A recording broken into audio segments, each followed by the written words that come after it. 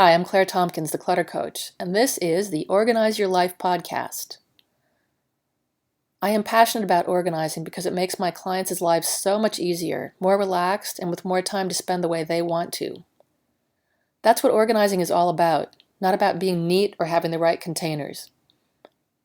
It's about getting more time for what matters to you. My specialty is chunking down this big topic so it's not overwhelming. That's the concept behind my book, 5 Minutes to a Relaxing Bedroom. And that's the concept for this podcast too, which is based on my first book, 52 Simple Ways to Get Organized. Both books are available on my website and on Amazon. In every podcast, I'll lay out a simple organizing concept and tell you why it's important. I'll include an action step at the end so you can start practicing right away. Okay, here we go. This week's episode is based on Chapter 6 of my book, Jot It Down. I'm a big proponent of writing stuff down. Toward the end of the book, there's a chapter about why you shouldn't try to remember things. Just write them down. It's so much easier. And repeat after me, easy is good. Easy is good. But then there's the problem of finding what you wrote later on. Just like anything else you own, if you can't find it when you need it, it's just like not having it at all. If you're the type who writes notes on Post-its or the backs of envelopes or matchbooks or other little scraps of paper, you need to get them into a collection place. Either toss them into your inbox, or if you're out and about, pick a spot in your wallet or a flap in your date book to be the keeper of the notes. Or just wait till you get home and empty your purse and pockets into the inbox. This is about collection, not tidiness. Don't wait for the optimal time to organize your notes. Just get them into a safe spot.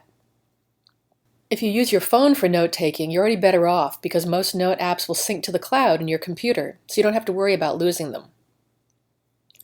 Still, there's a fine line between something not being lost, yet not being able to be found. Sounds like a puzzle, doesn't it?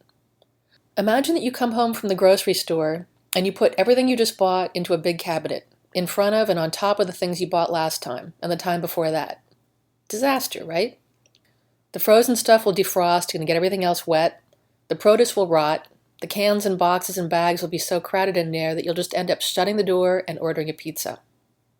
This is why no matter how you collect your notes, they need to be processed further once they're gathered. Or else they're just one big undifferentiated mass and you can't find anything. Some of them may need to be filed away for future reference. Some may need to be acted on. Some go with other notes you've already stashed somewhere. Audio notes may need some transcribing or at least tagging. If you don't identify what the note is, as well as why or when you'll need it again, it'll just fall into the black hole of notes. Or the smelly cabinet of notes.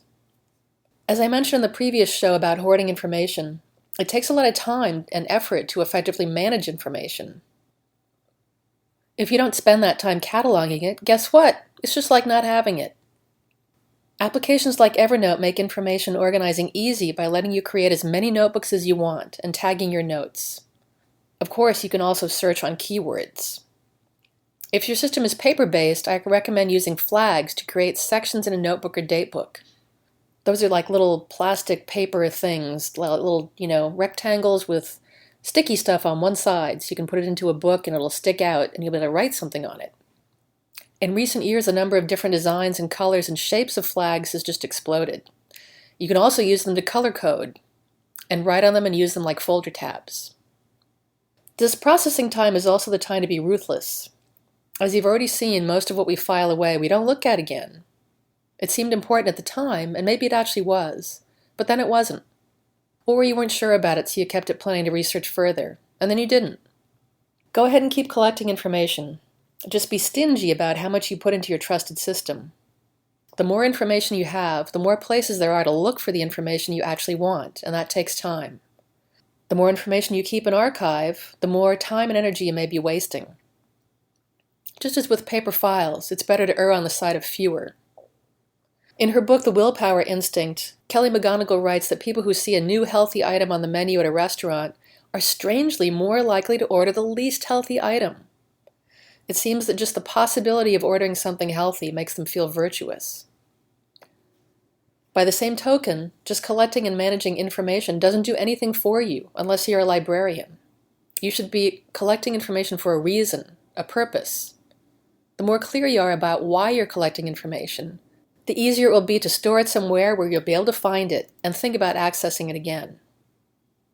Your action step for today: assign a section in your date book for notes and mark it with a tab. Or choose a program such as Evernote and create your first notebook so you'll be ready to take notes. Hey, thanks for listening. I'm Claire Tompkins, the Clutter Coach. If you like the show, I'd love it if you'd leave a rating and a review in iTunes. You can subscribe, too, so the podcast will be ready and waiting for you to listen to it. Read my blog at www.cluttercoach.net. The blog is also where you'll find the show notes.